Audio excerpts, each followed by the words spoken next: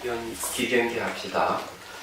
생겨나지도 않고 소멸하지도 않고 공도 아니고 영도 아니고 오는 것도 아니고 가는 것도 아니고 다른 것도 아니고 같은 것도 아니 영기법을 가르치신 분 완전한 깨달음을 얻으신 부처님들 가운데 가장 훌륭한 설법자인 당신께 경의를 바랍니다.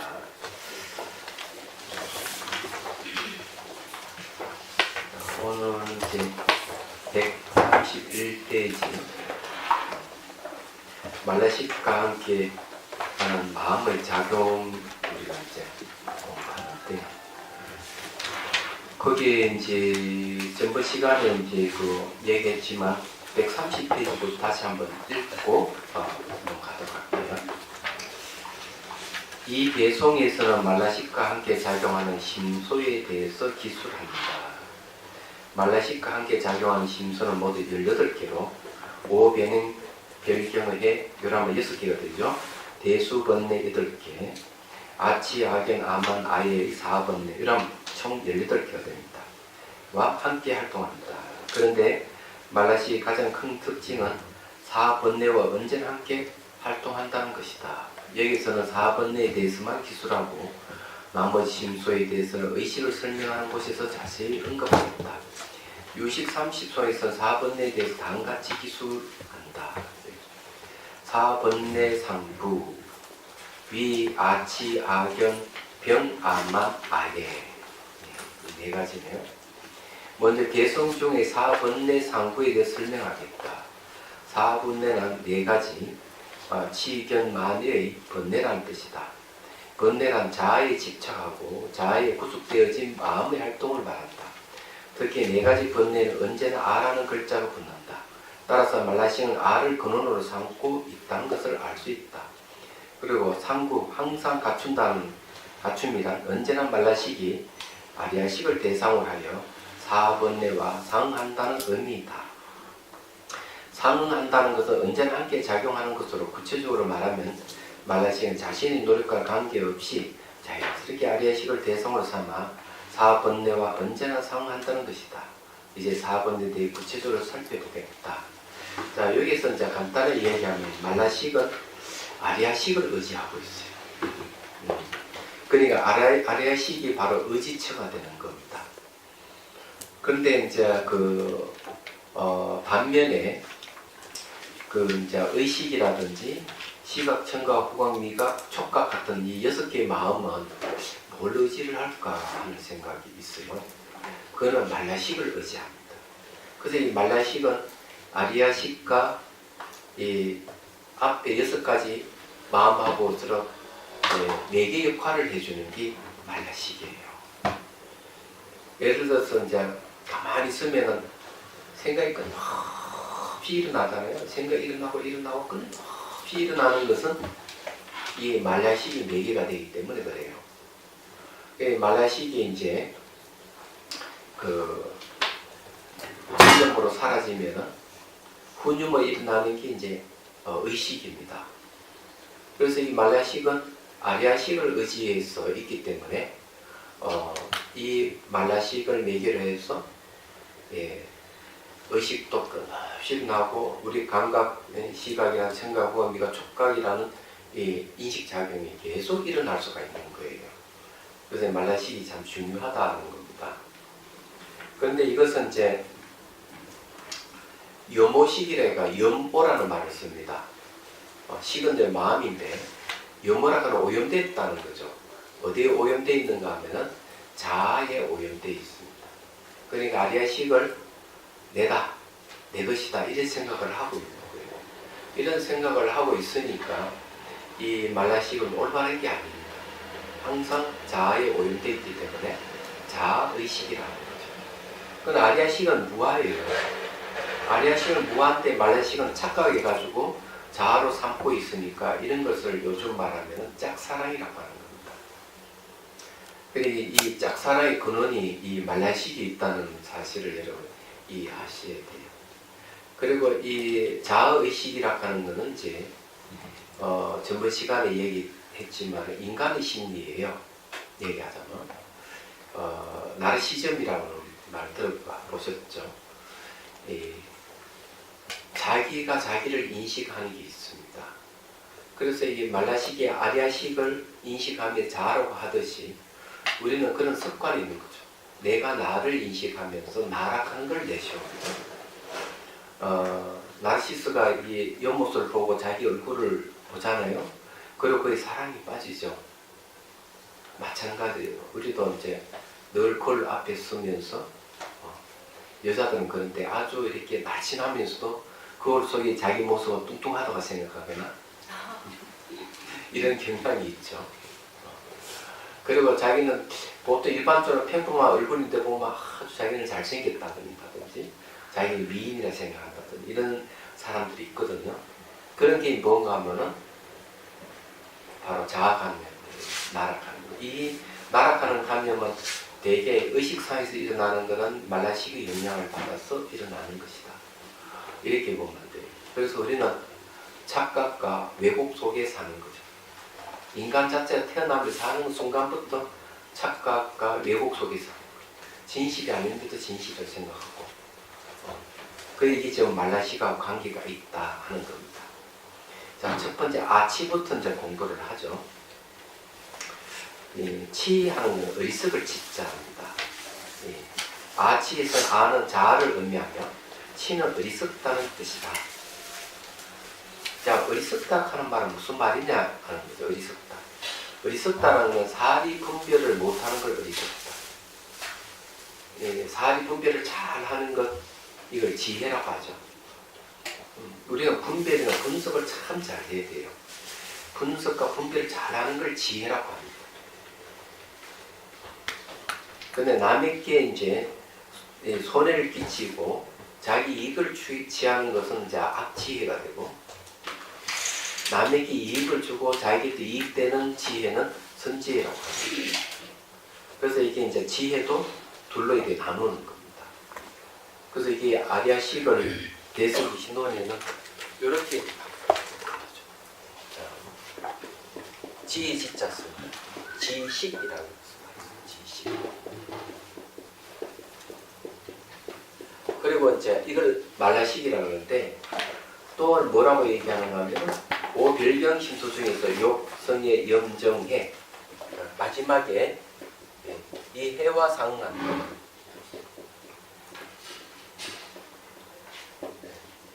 이렇게 되어 있습니다. 여기 이제 말라식이에요. 말라식은 아리아식에는 지식이라고 그러고 말라식은 오별경심소 중에서 해심소와 상응한다 이렇게 되어 있습니다. 그렇기 때문에 이 말라식은 지혜와 관계되는 거예요. 해와 관계되는 거예요. 그래서 이것도 이제 딱 보면 사량식이라는 말을 씁니다. 끊임없이 생각하는 거죠. 사량식. 사량이라 하는 것은 지혜와 관계되는 걸 얘기를 합니다. 그런데 여기에서는 이제 뭐가 붙나? 아가 붙어 있기 때문에 이게 이제 문제가 되는 거예요. 어리석다. 자, 그래서 아치란 자아가 본래 공하고 무상하고 무아임에도 불구하고 그 진리에 대해 알지 못하는 것을 말한다.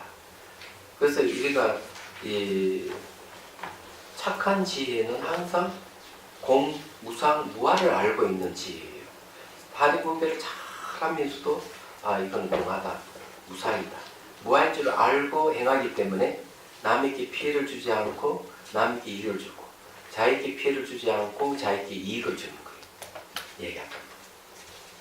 그래서 이제 공의 지혜, 무상의 지혜, 무아의 지혜, 이 지혜라고 하는 것이 있어야 되는데 항상 아가 붙어가지고 그걸 모르는 거예요. 이런 공, 무상, 무아를 모르는 걸 어리석다 이렇게 얘기하는 거죠. 그래서 그 진리에 대해서 알지 못하는 것을 말한다. 즉 자아에 대해 무명 또는 무지하다는 것이다. 일반적으로 공이란 자성이 없다는 것이며 무상이란 존재하는 모든 것은 시시각각으로 변한다는 것이다. 그리고 무아란 모든 것은 스스로 존재하지 않으며 다른 것에 의지하여 존재하기 때문에 자기 본질이 없다는 것이다. 항상 이 다른 걸 의존해서 존재할 때 자기 본질은 없어요. 따라서 이치는 공, 무아의 존재인 자기의 진실한 모습을 알지 못한다는 것. 한마디로 말하면 자아의 본질에 대하여 무지몽매한 것을 말합니다. 그래서 아치라고. 그 아의 본질이 뭐냐 이러면 무아 이렇게 돼요. 그래서 우리도 그 불성론에 보면은 아를 얘기할 때 이렇게 얘기하는 거죠. 무아의 아다 이렇게 얘기합니다. 무아의 아다. 아는 아지만 무아의 아다. 그래 아의 내용이 무아라고 얘기하는 거죠.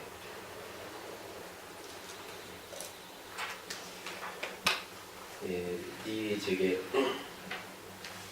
아가 없으면 우리 어떻게 생활하지 하는 사람들이 많이 있어요. 이 아에 대해서 그 생각을 많이 하거든요, 사람들. 그래서 이제 나락하는 것이 없으면 어떻게 생활하느냐, 내가 있어야 생활하지 않느냐, 이렇게 얘기하는 사람들이 꽤 많습니다. 그리고 또 내가 죽지 않는 아를 또 많이 얘기를 하죠. 그래서 이게 아락하는 것이 혼가지 아주 큰 아, 불멸의 아가 있다고 하는 반면에 몸속에 있으면서도 이게 줄었다 늘었다 하는 아, 불생불멸하면서 그리고 또 아주 아가 미세해서 언제 돌아다닌다는 아가 주장. 그것도 불생불멸을 얘기해요. 불교는 그런 걸 다 인정하지 않습니다. 그래서 그걸 어떻게 인정하지 않느냐? 그는 오온을 아라고 한다면 오온은 뭔가 마음이 결합되어 있기 때문에 결합되어 있는 것은 반드시 실체가 있어요. 서로 의존하기 때문에 자성이 없는 거죠. 그래서 그 오온을 아라고 하면 그 아는 바로 불멸의 아라고 하면 안 된다. 이렇게 얘기해요. 그 다음에 자아를 벗어나서 내 따로 아가 있다 이러면은 그 아는 자기 자신을 볼 줄 알아야 된다. 오를 볼 줄 알아. 그런 건 우리의 현실이 불가능하다. 자기를 떨어져가지고 이렇게 얘기를 하죠. 그래서 그런 분석을 통해서 자아락하는 건 존재하지 않는다. 단지 우리가 아락하는 것은 일상생활에 너무 많이 쓰기 때문에 그래서 너무나 많이 쓰는 걸 가설이라고 하는 거죠. 가설.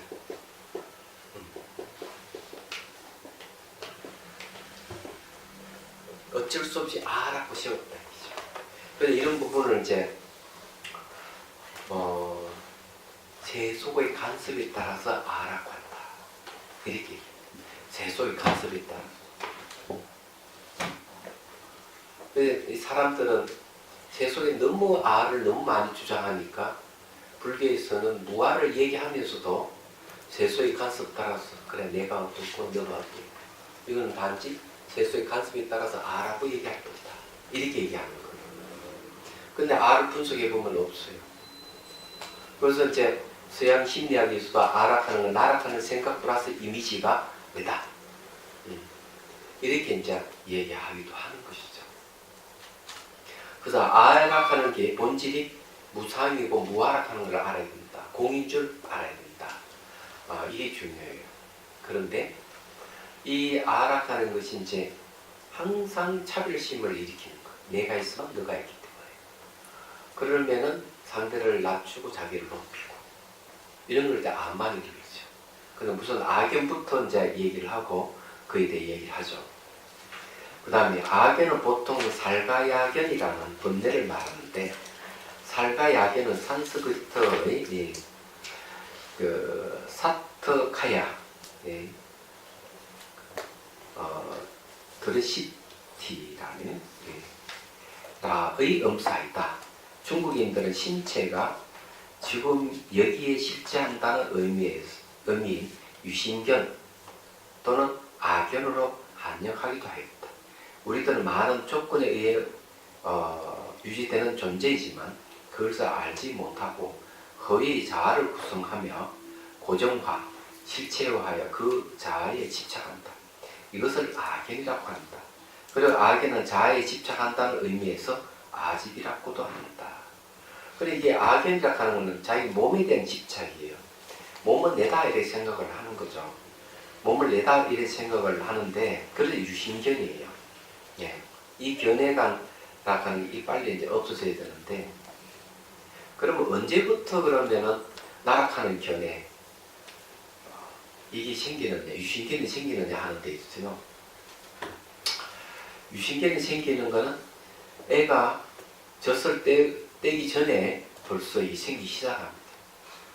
아이가 갓난 애기가 되는 처음에는 이 사물을 분별 못 해가지고 사물과 자기가 동일시한 어머니와 자기를 동일시합니다. 처음에는.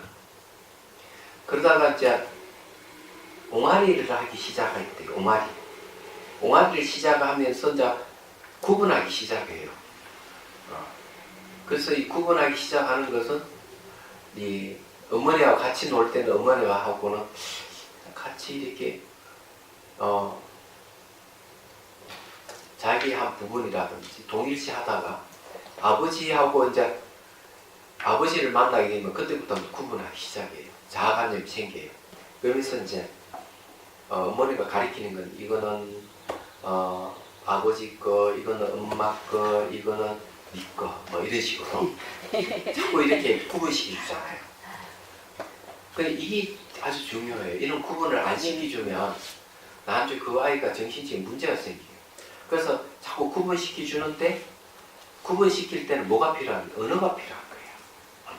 그래서 옹알이 하면서 자꾸 판별하기 시작하면서 이제 나락하는 견해가 좀 생기기 시작을 하는 거예요. 몸을 내다고 생각. 그래서 어릴 때는 몸을 내라고 생각을 하다가 이제 자라면서 이제 그 유아원에 이제 다니기 시작하잖아요. 유아원에 다니고 유치원에 다니고 그때까지 좀 내라는 생각이 있어요.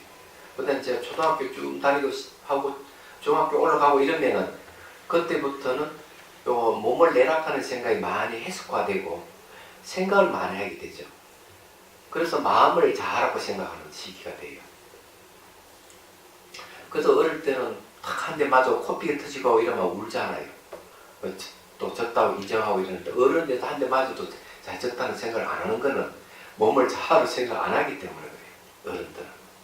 그래도 어른들은 아직까지 신체를 근거로 해서 나락하는 생각을 하는 게 많이 남아 있습니다.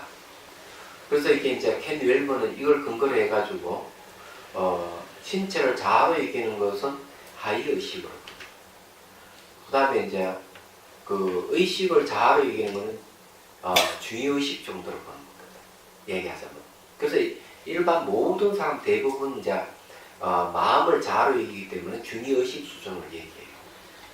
그러다가 이제 자아관념에 벗어나기 시작하는 게 있어요. 근데 이 세상 눈을 떠보니까 나는 자연의 한 부분이고 이 우주의 한 부분이 지나지 않는구나. 다 상호우종 관계를 갖고 있기 때문에 나락하는 걸 내세울 게 아무것도 없구나 이런 생각을 가지게 되면은 상위 수준 의식으로 간다는 거죠. 그럼 이런 사람들은 도대체 지금 어떤 사람이냐 이러면은 뭐 인권 운동하는 사람이라든지 또는 이제 동물 보호 운동을 하는 사람이 또 환경 운동하는 사람들이 자아관념이 상대적으로 일반 사람보다 약합니다. 그 생각 자체가 우리 자연의 한 부분이다, 우주의 한 부분이다 이렇게 생각하는 사람들이 많아요. 얘기하자면 이런 사람이 상위 수준의 의식으로 보는 거죠. 그렇지만 이제 궁극적인 의식 상태는 공성을 깨달은 분이 궁극적인 의식 상태다 이렇게 보는 겁니다. 켄 웰버가 얘기하는 것은 궁극적인 의식 상태를 가신 분은 이때까지 한 분 계신다. 서가모니 부처님 한 분. 2600년 전에. 이분 그렇게 얘기를 해요. 그래서 대부분 모든 종교들은 자아를 대부분 인정하는 거예요. 그래서 자아를 인정하는 종교에 있어서 자기를 변형시키는 데는 완벽하게 변형 원칙인데 부분적으로 가능하다. 그러니까 자기를 완벽하게 바꾸려면 무아해야 된다. 나를 완전히 버려야만이 완벽하게 바꿀 수가 있다. 이렇게 얘기를 하는 겁니다. 그런 분은 부처님밖에 없다는 거죠. 그러면 이 지구상에서 무아를 주장하는 종교는 그리 흔치는 않아요. 종교로 치면 불교가 유일하고요. 그다음 철학파에 한두 개 철학파가 있다고 보면 돼. 그래서 지구상에 유아를 주장하는 철학이라든지 종교를 한 퍼센트를 얘기한다면 거의 98%, 거의 2%가 무아를 주장한다고 되는 겁니다. 그럼 거기에 불교가 속해 있다. 이래 보면 되는 거예요. 그래서 이게 자아를 버리라고 하는 이유가 거기에 있는 겁니다. 이게 쉬운 게 아니에요. 얘기하자면. 근데 이 악연은 빨리 없어집니다. 네. 악연은 빨리 없어지는데 의식이 지혜로 전환이 되면 악연은 없어져요. 그때는 무분별지를 얻어서 주관 객관이 공하고 중생과 부처가 평등하고 법계가 하나인 줄을 알게 되는 깨달음이 오게 되면 악연은 버리게 됩니다. 그렇지만은 아치, 아만, 아예는 없어지질 않아요. 아직까지는. 악연이 먼저 없어져요. 자, 아만 봅시다. 아만은 타인과 비교하여 자신을 높이고 타인을 낮추어 보려는 번뇌를 말한다. 이거는 정형적인 갑질을 하는 사람들은 자, 아만이 있다. 이래 보면 돼요. 그래서 성유식론에서는 만에 대해서 집착된 자신에게 의지하여 타인에게 보고하는 것을 본질로 하고 불만을 장애하여 괴로움을 생기는 것을 생기시키는 것을 작용으로 삼는다라고 합니다. 불만이라고 하는 것은 이제 교만하지 않는 것을 장애한다. 말하자면 그 말은 뭔가 자기를 높인다 이런 얘기. 그래서 이렇게 자기를 높이고 상대를 낮추는 게 아만이에요. 근데 이 아만은 항상 불평등이죠. 너 나를 가르는 거거든요. 그래서 이게 이제 지혜가 말라식에 영향을 줘서 전환시키면 어떻게 되느냐? 평등 성지가 이루어집니다. 평등 성품의 지혜로 전환되는데 그때 뭐가 생기는가 하면은 차별심은 없어지고 평등심이 생길 뿐만 아니라 사람을 대한 태도가 달라지는 거예요. 대자대비가 되는 겁니다. 자아가 없어져야만 대자대비가 나와요.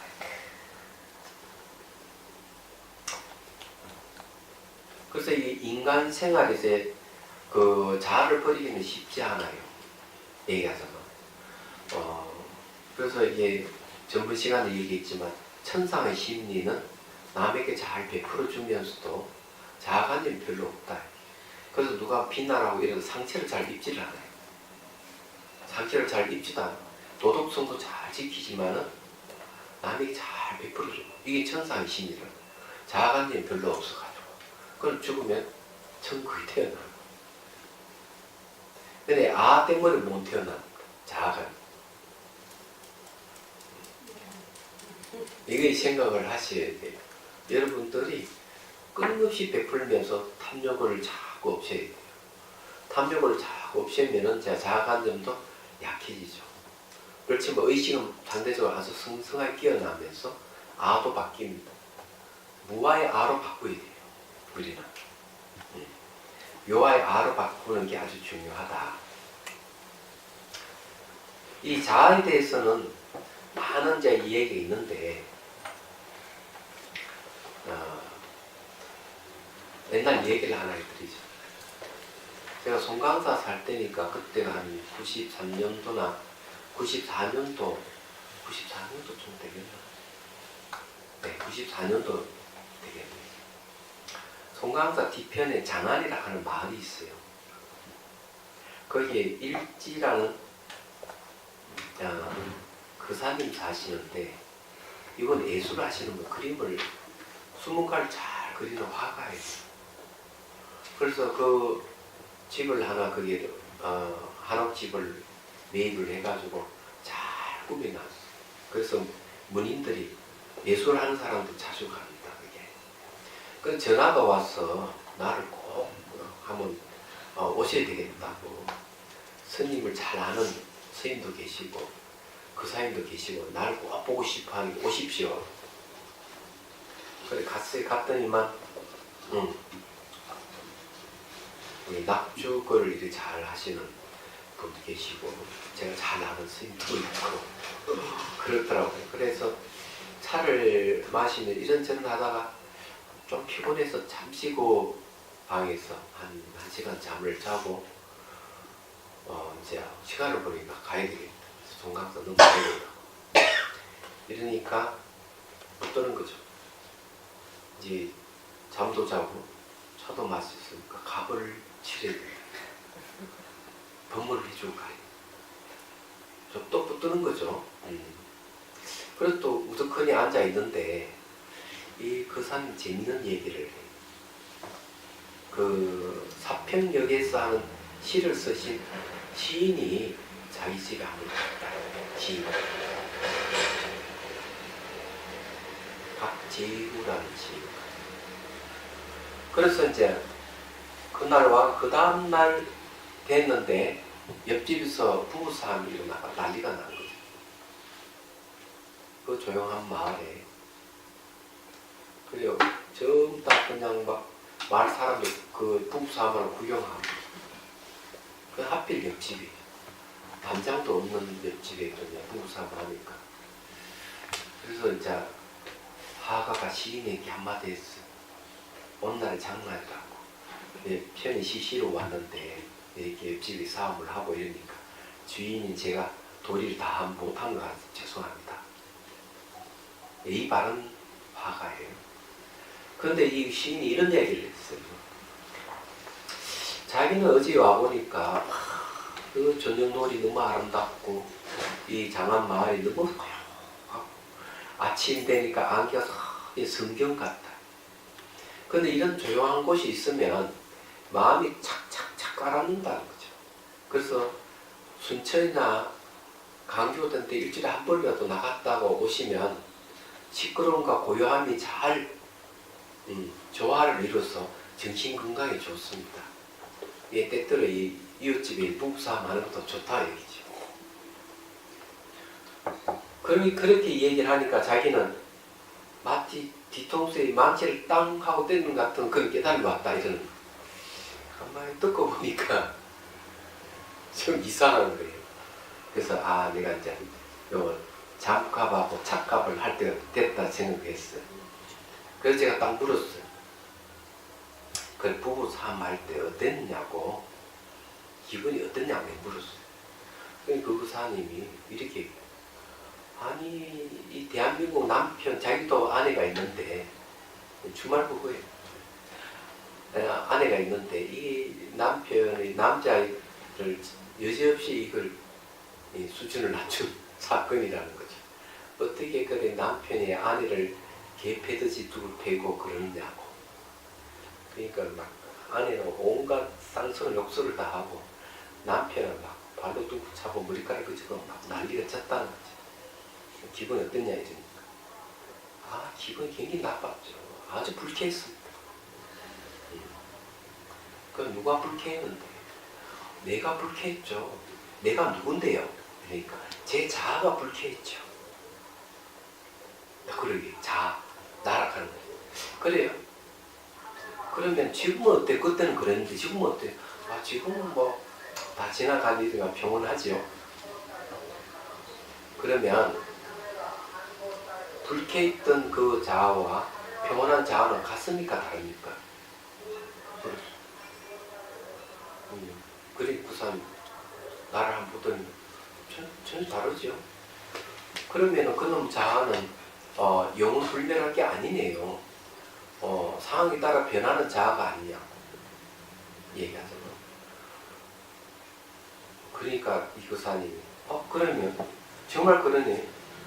그럼 만약 그런 일을 당했을 때 그럼 어떻게 해야 됩니까? 나한테 물어봤어요. 어떻게 해야 됩니까? 그 얘기를 했죠.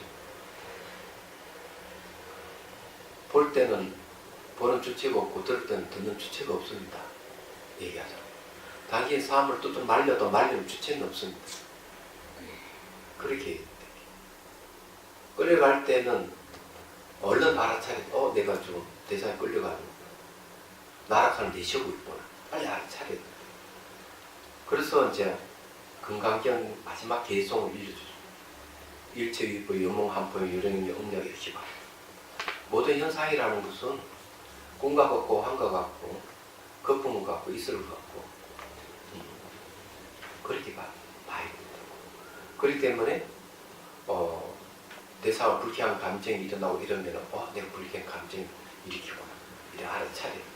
체크를. 그리고 자아도 없다는 것이다. 이런 걸 얘기를 해줬어요.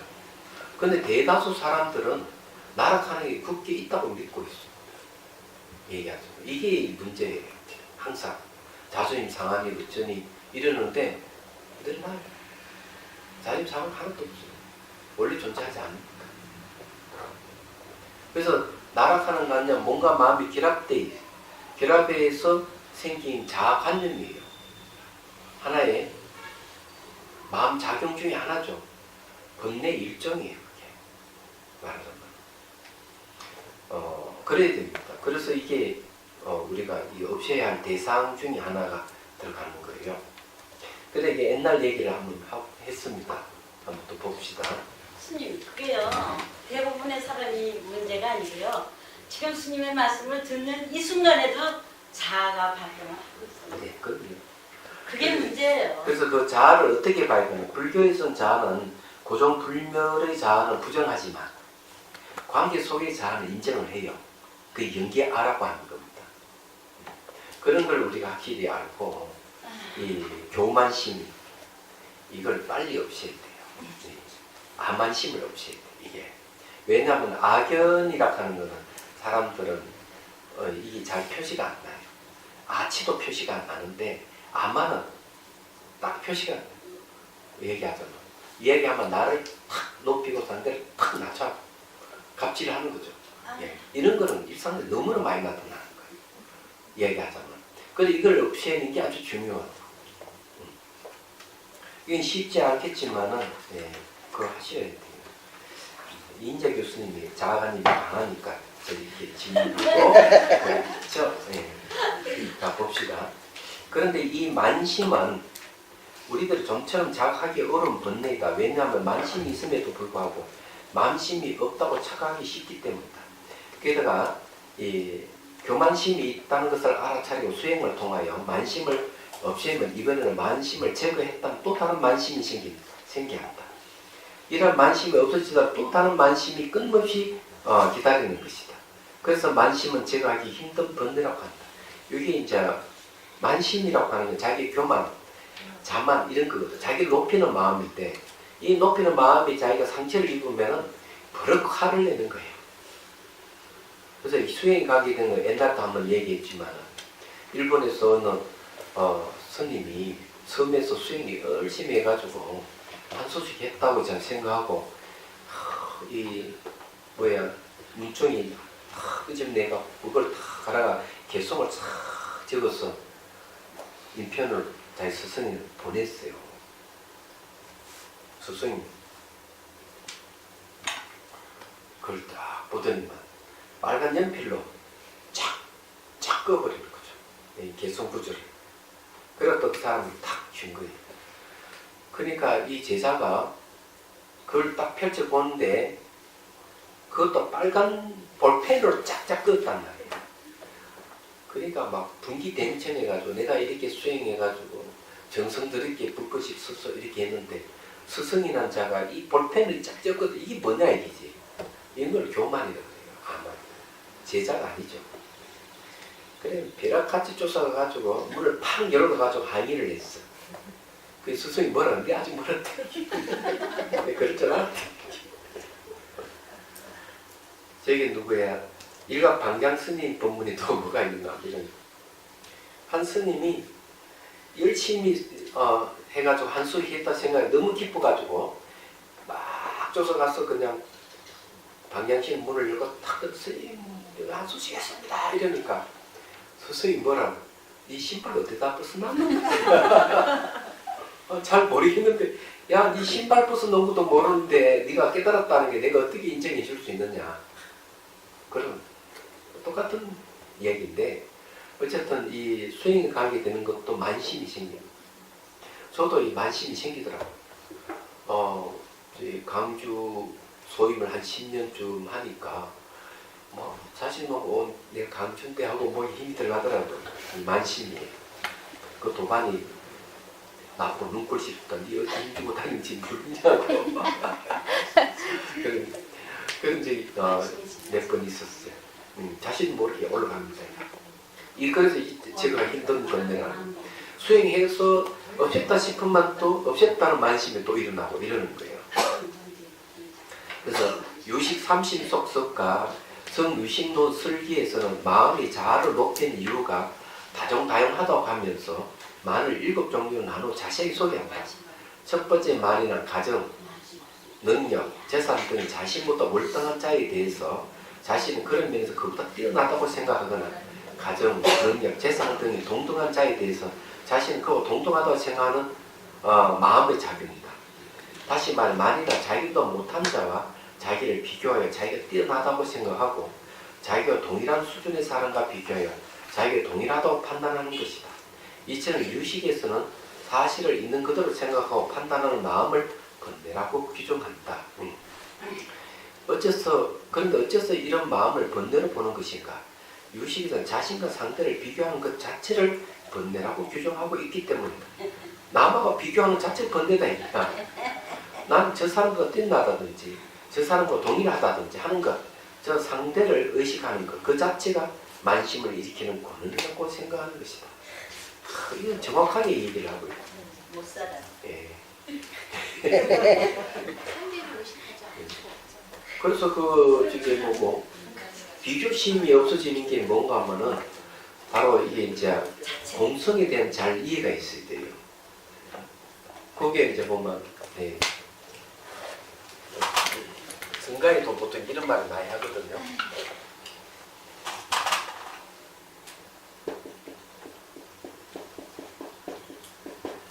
망념 봉공이라는 말을 씁니다.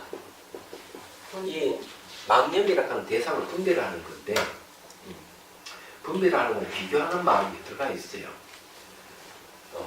그래서 수행하는 사람은 이 망념이 생각이 일어나는 것 자체가 본래 공하다 하는 걸 알고 수행해야 된다는 거죠. 그래서 내성기신론에도 뭐 건주심에 가면 건주심에서 뭘 얘기하는가 하면은 생각마다 불생불멸인 줄 바라기야. 생각이 일어날 때도 이건 생멸이 없는 거고 생각이 사라져도 생멸이 없는 것이야. 생각마다 불생불멸인 줄 보라. 그게 뭔가 하면 망념 봉공과 똑같은 말. 이렇게 보면 이게 이제 만심이 아니었나. 나락한 생각 일어날 리가 없죠. 그래서 나중에는 어디 가는가 하면은 이 정념에 머물게 하는 거예요. 공을 알고 있는 정념에 머물을 버리면은 바깥 대상을 찾을 수 없고 자기 마음 모습 찾을 수 안가방에 다 비어버리는 들어가죠. 이런 수행을 해야 만심이 없어요. 내락하면 안 되죠. 얘기하다가. 그래서 수행을 하다 보면 이제 그런 게 오는 겁니다. 그게 이제 체급적정심이라고 그러는 건데 체급적정심에 도달해야만이 사실은 이런 번뇌가 없어집니다. 안 그러면은 날뛰죠. 얘기하자면. 저는 일찌감치 이제 이 교만한 마음을 버렸습니다. 얘기하자면. 왜 버렸냐면 나보다 뛰어난 스님들이 많이 있다 하는 걸 알게 됐어. 그때 이게 안 되겠다. 가까이 있는 정화 스님한테 나보다 훨씬 뛰어난 스님이거든. 그 비교해보면 나는 별거 아니니까 교만을 일으킬 수가 없어. 달라이라마 스님을 봐도 이거는 교만을 일으킨다고 하는 웃음인 거야. 하늘은 땅 차이 얘기하죠. 그리고 나는 큰 스님들 보면 나는 뭐 별거 아니야. 이렇게 비교해보면은 나를 높이려고 하다가 높일 수도 없어. 그 아예 포기를 내버렸어. 높이려는 마음. 근데 여러분들도 이 만심을 없애는 방법을 그런 식으로 한번 비교해서 비교하는 것이 만심이 이 권한이라 하는데 오히려 비교를 통해서 만심을 이렇게 낮추도록 없애도록 그렇게 해야 됩니다. 얘기하자면 그래서 여기 얘기 그러네요. 두 번째 과만.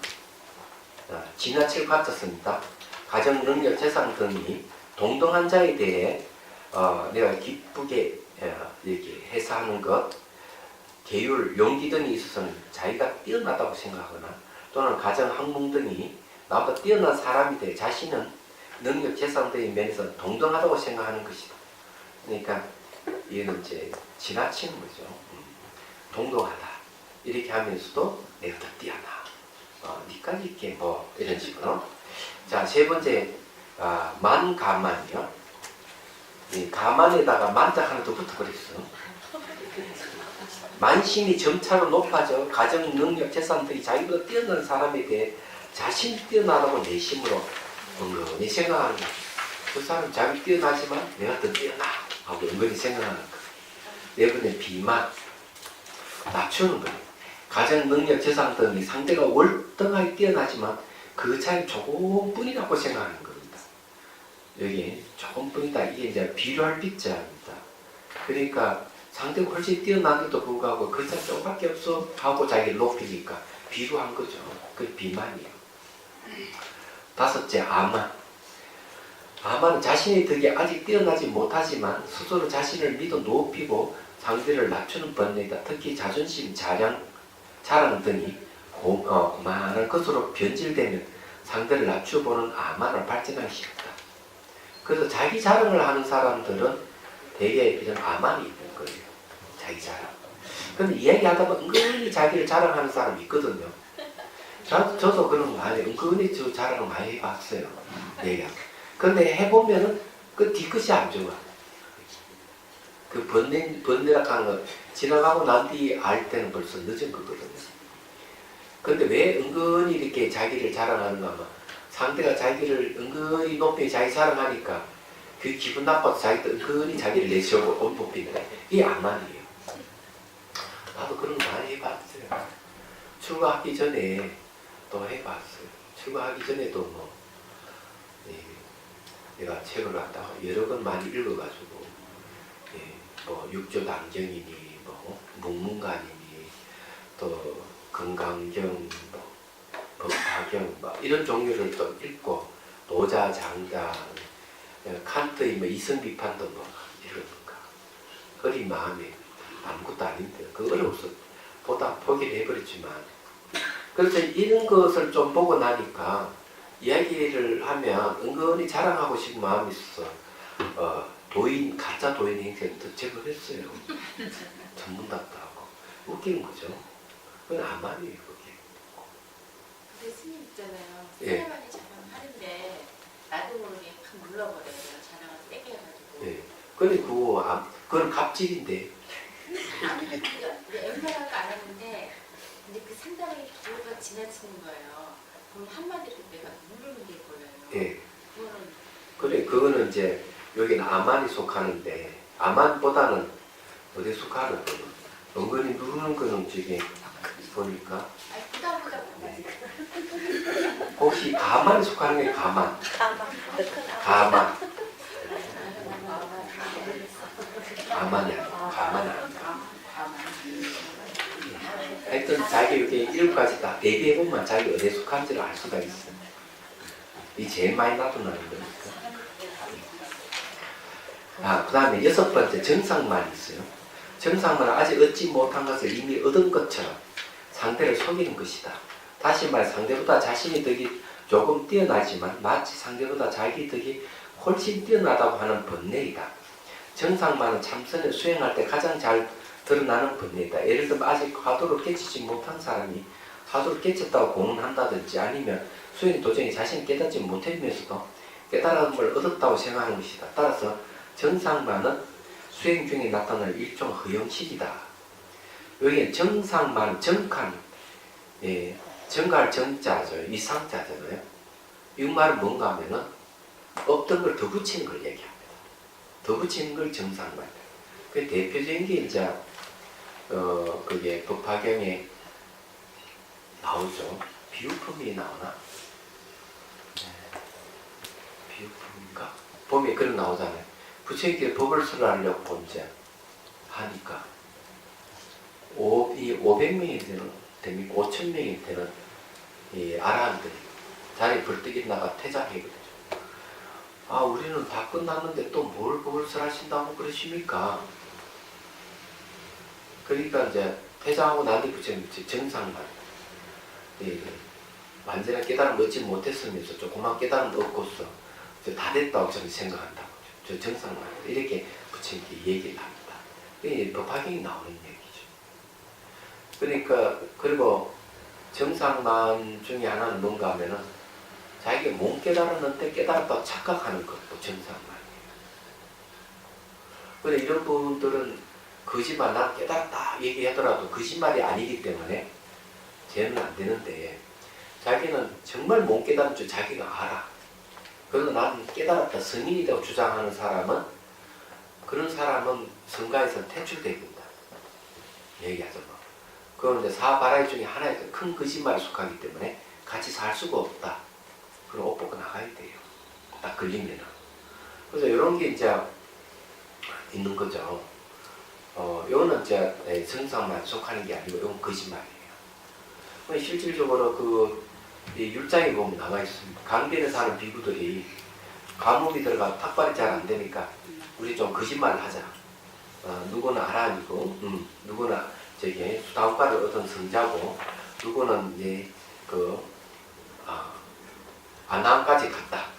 이렇게 서로 말을 맞춰가지고 다 갑니다. 가가지고 얘기 아무개는 누구 성인이 아란이고 뭐 이렇게 얘기하니까 신도들이 이 마을 주민들이 그래도 성인이께는 공약 올리는 게 마땅하다 생각했던 것이죠.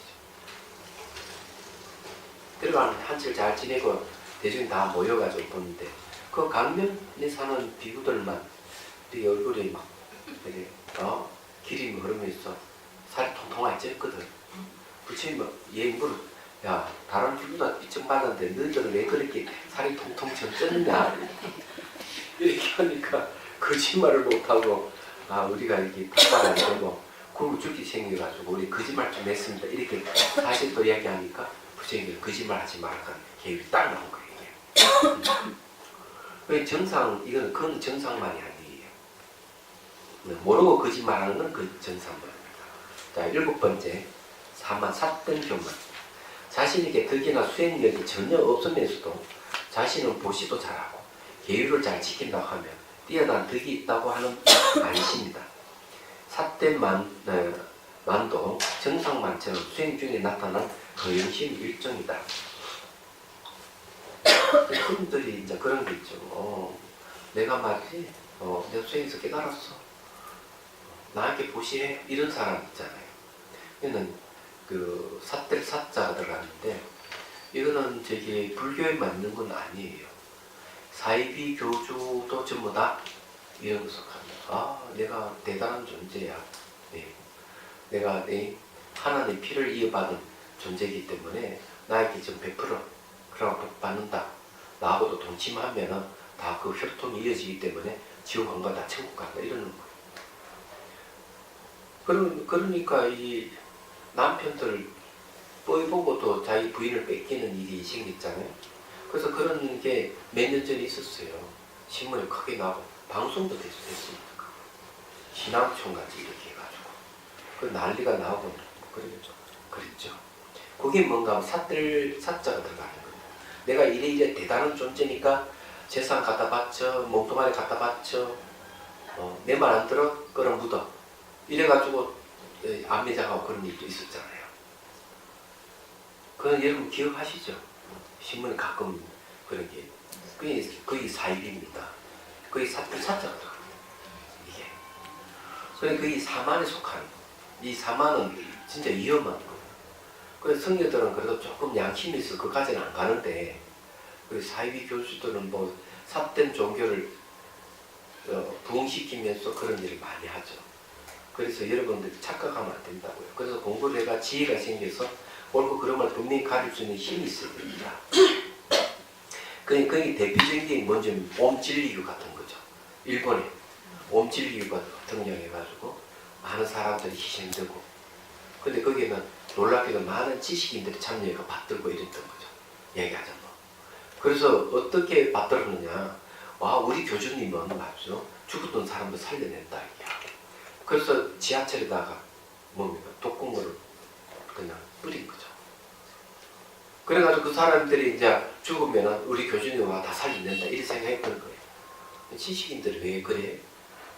그래서 난리 난 겁니다. 유명한 사건이잖아요, 그게. 그래서 그런 것은 착각하면 안 됩니다. 사람은 태어나면 반드시 죽게 돼 있는 거고, 죽을 조건 되면 죽는 것이에요. 얘기하자면. 그런데 그걸 갖다가 살려낸다? 그럼 사입입니다. 설사 신통을 부려서 살려낸다 하더라도 죽게 돼 있어요. 생긴 건 사라지게 돼 있거든요. 이게 진실이에요. 얘기하자면. 그래서 아무리 신통 기적을 행사하더라도 죽음은 막을 수 없는 겁니다. 안 되는 거예요.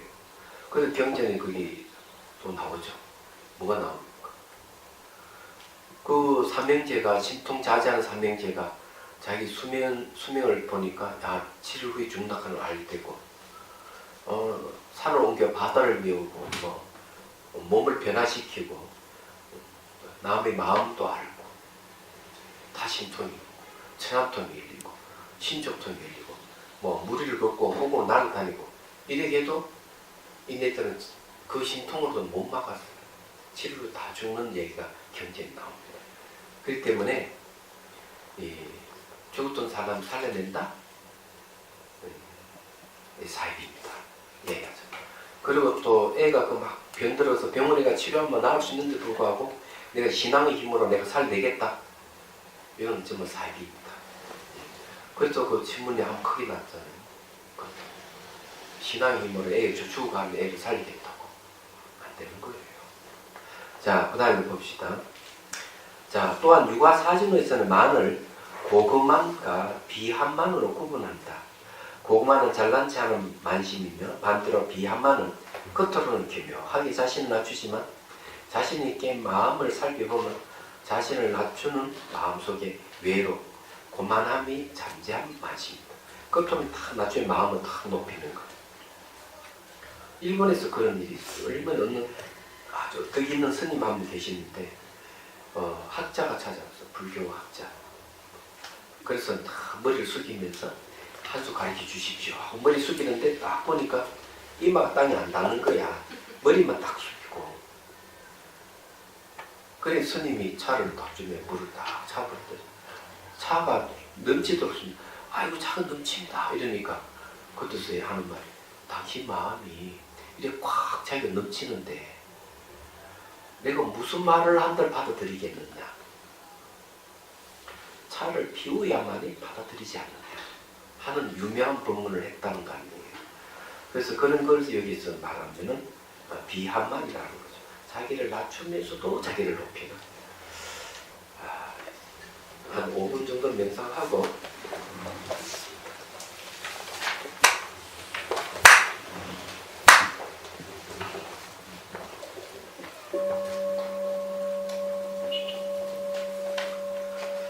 자, 숨을 들이쉬고 내쉬고 어깨에 이제 힘을 쭉 빼야 됩니다. 시선을 꼿꼿이 두십시오. 자, 눈을 감고 자, 가슴에 하얀 윤꽃 부분에 쭉 솟아서 점수에 활짝 피는 걸 상상하십시오. 그리고 관자재무살이 앉아있다 상상하고 오른손에 들고 있는 감로소를 머리에 쭉 부어줍니다. 자, 의식을 어디에 두는가 하면요. 의식을 발가락에 두십시오. 그리고 손가락에 둘 수 있으면 더 좋고요. 발가락과 손가락 동시에 두지 못하면 발가락에 의식을 두십시오. 자, 그리고 물을 쭉 부어줍니다. 그럼 한눈에 아마 몸 전체가 다 보일 수가 있어요. 의식을 발가락에 두면. 그리고 물을 부어줄 때도 물을 부어주면 잘 흘러내릴 겁니다. 자, 이미지가 전혀 떠오르지 않는 분은 샤워기를 틀어서 쭉 부어주십시오. 그걸 감로수라 생각하고요. 자, 물이 흐르면 흐르는 데도 있고 안 흐르는 데도 있을 거예요. 잘 살펴보고 물이 색깔 바뀌는 것도 살피고 반응하는 몸과 심리도 알아차림의 대상입니다. 그냥 알아차리기만 하고 지켜보십시오.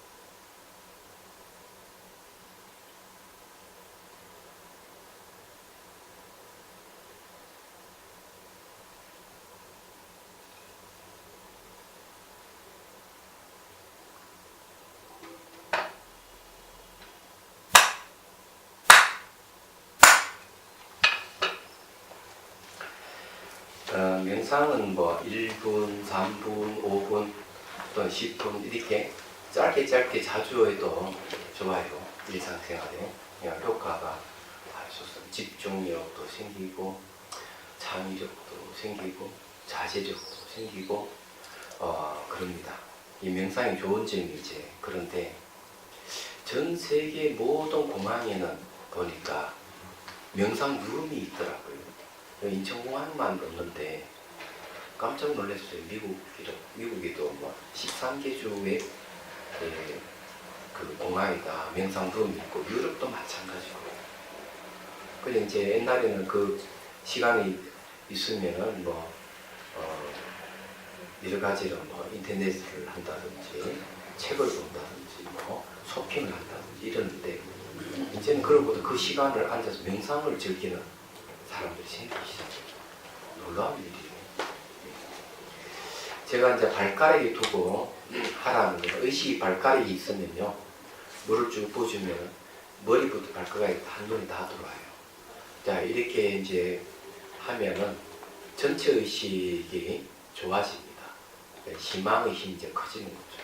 그러면서 부분적으로 이제 볼 수 있는 힘이 생기고, 그 다음에 의식이 발가락에 있기 때문에 물을 위에서 아래로 흐르거든요. 그러니까 흐르는 것 전부 다 바람에서 에너지입니다. 이미지를 돌려서 하지만은, 그래서 발끝까지 이렇게 기운의 흐름이 생기죠. 그러면은 이제 몸이 아주 가벼워져요. 손끝도 같이 두면은 역시 마찬가지고요. 그러면 여러분 손발이 차고 이런 증상은 없어질 거예요. 얘기하자면. 좋은 점을 이제 건강상 이유를 들어서 얘기하면 그렇다는 거죠. 그러면서 그걸 지켜보는 것은 정신현상이고, 몸에서 이 흐름이나 이런 거는 물질현상이에요. 이런 걸 구분하는 것은 이제 비파사나 첫 번째 지혜에 속합니다. 이건 정신현상이고, 이건 물질현상이구나. 이렇게.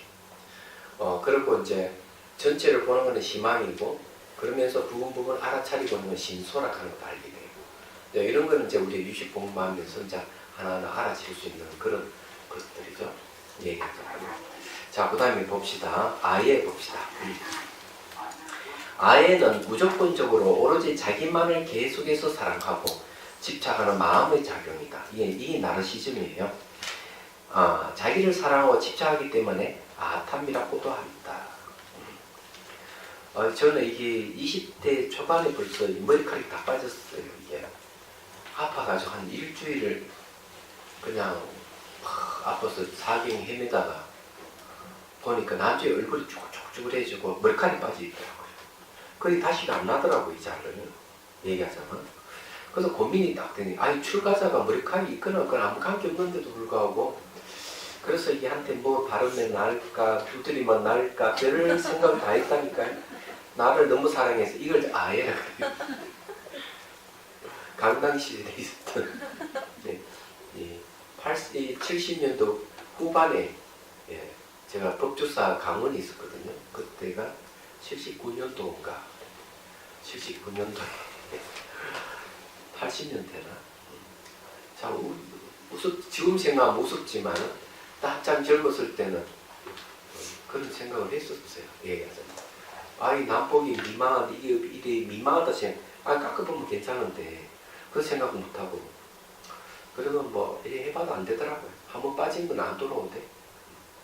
자, 그 다음에 특히 사번뇌 중에서도 사머리 도리를, 무상무화를 모르는 어리석을 치가 가장 중심적인 번뇌이다. 그러니까 아치 가장 중심이 됩니다. 그래서 모든 번뇌가 생기할 때 반드시 치로 말미암는다라고 성유신론에서는 주석한다. 근데 하나 알아야 될 거는 이 어리석을 치자는 잘 안 드러난다는 거예요. 탐욕이라든 성냄은 잘 드러나요. 화를 내는 건 잘 드러나고 내 욕심 부르는 것도 눈 확 띄는데 어리석은 잘 띄지 않습니다. 예를 들어서 이 송강사 할 때인데 그 수련회 할 때 어느 수련식 자기 부모님을 모시고 왔더라고요. 가까이 산다고 부모님이 연세가 많으신 분인데 그냥 그 시골 그 할아버지 할머니예요. 근데 그 할머니가 방에 이제 제가 차를 주니까 차를 한 잔 마시더니 이렇게 보시더니만 내 방에 이게 개미가 이렇게 확 지나가니까 개미하고 엄지손가락을 딱 누지러가 그냥 완전 전멸시키버렸죠. 그걸 이제 치라 그래, 어리석음이라. 그런데 이것이 나쁜 것인지 전혀 인식 못하는 거죠. 그런데 시골 농부만 그런 게 아니에요. 얘기하자면. 그러니까 이게 교육을 받은 사람도 뭐 대학원 나오고 큰 회사에 막 중력을 있는 사람도 똑같은 비슷한 행동을 해요. 얘기하자면. 파리 이러면 파리처럼 탁 때려잡잖아요. 얘기하자면. 그래서 오늘 우리 개구이 먹자 아이가 개 잡아먹고 그렇잖아요. 그러니 그게 뭔가 하면은 문화 차이라고 이렇게 하는데 그렇지 않아요. 제가 가장 충격적인 말을 들었던 거는 이게 또 종교 관계 되는 건데 어느 간호사 잘 아는 분인데 우리 먼 친척들 때문에 스님 내가 저기에 지금 근무하고 있는데 마음이 아파 죽겠어요. 왜 그러냐니까 그 요양원의 원장이 신부님이에요. 근데 개를 많이 키우는데 아니 그것도 초팔돼가지고 초팔이라고 개를 잡아가지고 먹고 그래요. 마음이 아프고 자기 불자인데 수시로 뭐 하면 개 잡는 데 그 신부님이 뭐냐면 개고기 그렇게 좋아해요. 그러기 물론 종교가 다르니까 그런데 이 불교 입장에서는 마음이 아프죠. 근데 생명을 우리가 얘기했을 때는 종교인이고 종교 아니고 뭐 어떤 사람이든 이 어리석음 잘 안 드러났다. 제가 말씀드리면 저도 그런 게 드러나거든요. 어떨 때 보면은. 그래서 이런 게 이제 조심해야 될 부분들은 치는 잘 안 드러나요. 어리석음. 그건 제가 말씀드리는 거예요. 자, 봅시다. 왜냐하면 자기 자신에 대해 모르는 것이 모든 번뇌의 시작이기 때문이다. 자기 자아의 본질에 대해 무치하기 때문에 자아는 인연에 의해 지탱되고 있는 존재라는 사실을 알지 못하고 그 인연에 의해 지탱되는 자아를 무아의 아라고 하고 연기아라고 얘기합니다. 거의 자아상을 구성하여 고정화, 실체화하는 악연이 생겨합니다. 그리고 악연이 집착하기 때문에 아만이 일어나고 아치, 악연, 아만이 생기함으로 자기에게 애착하는 아이가 생기는 것이다. 이게 지금은 순서대로 아치, 악연, 아만, 아이 이 서로 연관이 있다고 좀 얘기를 하고 있는 거죠. 이번 얘기는 그런 겁니다. 그래서 이게 아락하는 것이 가장 이제 문제가 되는 건 확실히 많은 얘기예요. 그래서 저기 어디고 우리 여기 오기 전에 견지동입니까? 교계서 옆에 그게 있을 때 강의 중에 거사님 한 분이 오셔서 강의를 딱 처음 오시는 분이에요. 와가 딱 듣더니 강의 끝나자 딱 질문이 스님이 계속 무한무한하는데 저는 자아가 있다고 생각합니다. 딱 이렇게 반론을 펴는 그 사람이 있어요. 그래서 제가 이 얘기를 했어요. 그러면 자아가 있다면은 그래요. 꿈속에 자아가 있느냐 아닙니까? 자기 꿀 때 자아가 있대. 그럼 깊이 잠들었을 때 자아가 있느냐 물으니까 그때는 없습니다 이러는 거예요. 그러면 그놈 자아는 용불면은 자아는 아니네요. 내가 이러니 하니까 그래도 자아는 있습니다. 그렇게 얘기하는 거예요. 그러면 그래서 또 내가 얘기를 했어요. 나락하는 생각이 쭉 계속 지속되는 게 아니다. 어릴 때 나락하는 생각이 지금도 지속되는 게 있느냐는 거예요. 없지 않느냐. 그래서 생각이라 하는 게 가다가 끊어지고 하기 때문에 자락하는 생각이 일어나지 않으면 자아도 일어나지 않는다. 그것이 뭐 혼침이 돼 있거나 또 너무 고통스럽거나 선정이 들었거나 이러면 자아가 안 일어난다고 얘기했어요. 그렇기 때문에 그 자락하는 거는 사실은 너무 불면한 게 아니다. 이렇게 얘기를 친절하게 얘기해 줬더니만 그것도 자아가 있대요. 이런 분은 설득하기 어려워요. 그래서 손님 그러면 자아를 이렇게 손에 내놓을 수만 있다면 내가 인정하겠다. 그리고 이번 얘기는 그런 얘기. 자아는 정신적인 것이기 때문에 내놓을 수 없다. 그럼 또 얘기해요. 당시 정신 매수로 변하는 걸 알지 않느냐고. 그럼 무슨 자아가 있느냐고 내가. 불면은 자아는 없습니다. 이랬더니만. 팍! 일어나더니만. 문을 열고 딱 나갔습니다. 스님이 아무리 그래도 자아는 있습니다. 하고 막! 하고 닫고 가요. 정말 있었던 일이에요. 그리고는 일주일인가 이주일이 지나고 난 뒤에 뭘 하나 보냈더라고요. 거기 부침 상을 조각한 반만 조각한 걸 보냈더라고요. 그리고 누가 보냈냐? 바로 그분이 보냈다. 순재보살 그 얘기를. 그래서 알았어. 근데 한 번도 나 못 만났어요. 정말 자아관념 버렸는지 어떤지 잘 모르겠어요. 그래서 내가 설복시키지 못한 사람 중에 한 사람입니다. 자, 그 다음에 말라시가 작용하는 심소에 대해서 공부를 해요. 심소. 이 개송에서는 말라시가 함께 작용하는 촉등의 심소에 대해 기술합니다. 그래서 먼저 급이라는 두 개의 사물을 병렬하는 의미로, 즉 앞의 구조를 사분례와 뒤의 촉등의 구조를 병렬하여 합한다. 그래서 내용은 급여 촉등구라는 거 그 얘기예요. 그리고 안해의 주석에서의 유식 30송석에서는 촉등에서는 이라는 것은 촉 자기 수상사의 오변행이라고 주장하고 있다. 왜냐하면 오변행은 모든 식, 아리아식, 말라식, 의식에 함께 작용하기 때문이라고 하였다. 그리고 여는, 나머지 여는 아리아식과 상응하고 있다는 것과 구별하기 위한 말이다. 왜냐하면 아리아식과 상응하는 촉등은 무분무기이지만 말레식과 상응하는 촉등은 유분무기이기 때문이다. 또한 구는 함께 상응한다는 의미다. 말레식과 함께 작용하는 심소는 모두 18개 라고 앞에서 이미 언급했지만 다시 한번 간단히 설명하겠다. 첫 번째, 어떤 마음이 활동할 때는 반드시 작용하는 오변행의 심소이다. 촉 자기 수상사 5개. 이것은 말라식뿐만 아니라 아리아식이 활동할 때도 함께 작용한다. 두 번째, 해의 심소이다. 이것은 별경에 속하는 심소의 하나로 선택하여 분류하는 마음의 작용이다. 이거는 성의 염정해 할 때 오별경 심소 중에 하나예요. 세 번째, 대수번뇌이다. 즉 도구, 혼침, 불신, 해태, 방일, 신령, 산란, 부정지 8개를 말한다.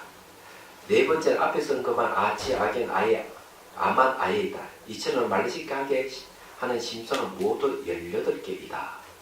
그러니까 이 자기 수상사라고 하는 게 참 중요한 말이에요.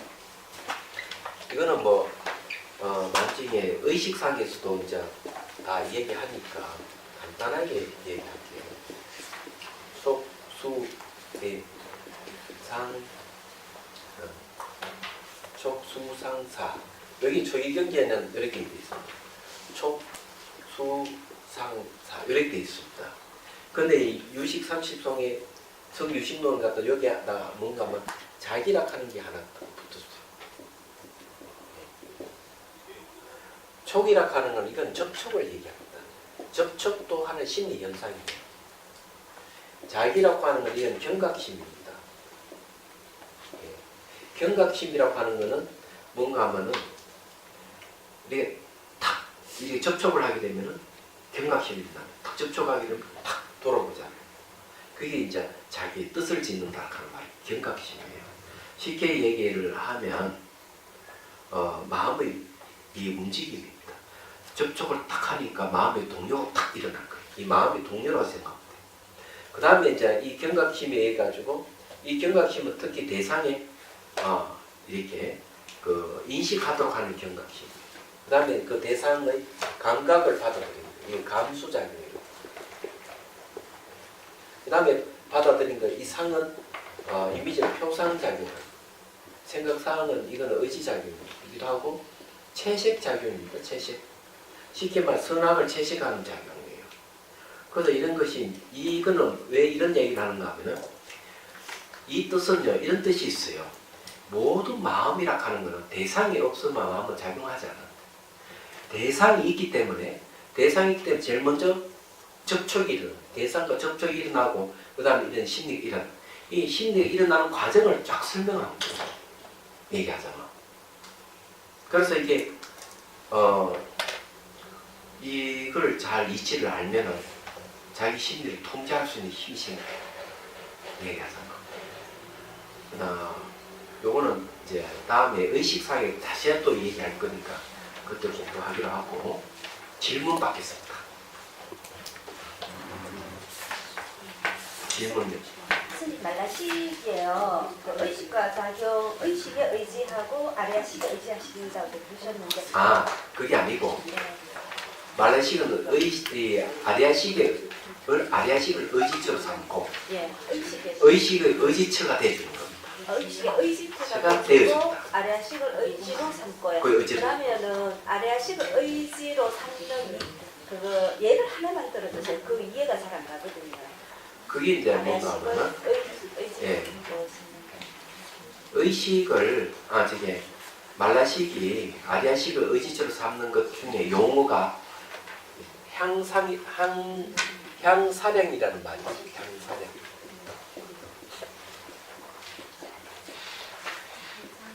또는 여기에 이제 덧붙여가 향심사량이라고 돼 있어요. 여기가 항상하다는 거예요.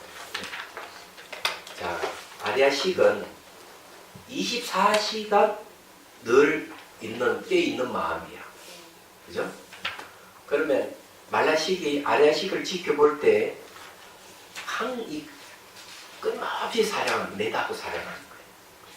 아래아식을 지켜보면 네, 왜냐하면 아리아식이 24시간 늘 깨어있기 때문에 아리아식을 사랑하는 마음도 24시간 늘 사랑하는 마음 끊이지 않는 거예요. 그래서 향자란 말을 쓰는 이유가 바로 아리아식을 의지하고 있다는 그런 뜻이에요. 네. 그 다음에 또 뭐가 있는가 하면은 아리아식 속에 있는 여러 가지 정보를 갖다가 저장되어 있는 걸 말라식을 통해서 아리아식으로 의식상으로 내보내거든요. 네. 그래서 이게 이 말라식이 중개 역할을 하는 거죠. 중개 역할을 한다 하는 말은 뭔가 하면은 아리아식을 의지하고 있다. 그런 뜻이에요. 그래서 아리아식에서 탄생한 것이 말라식이에요. 그렇지 생각하거든요.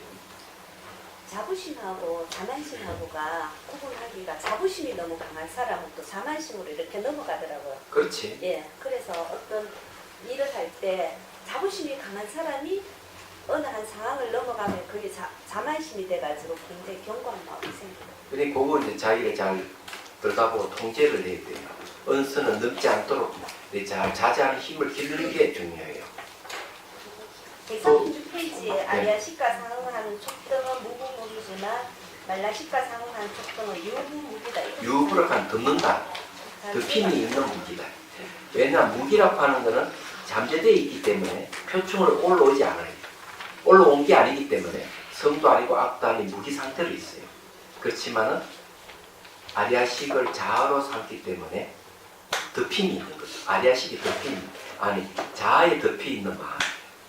자아라는 그래서 영호식이란 더러움에 덮여 있는 거예요. 그 유부예요. 그렇지만 아리아식은 무부예요. 아리아식 자체는 무하기 때문에 번뇌에 덮여 있지를 않아요.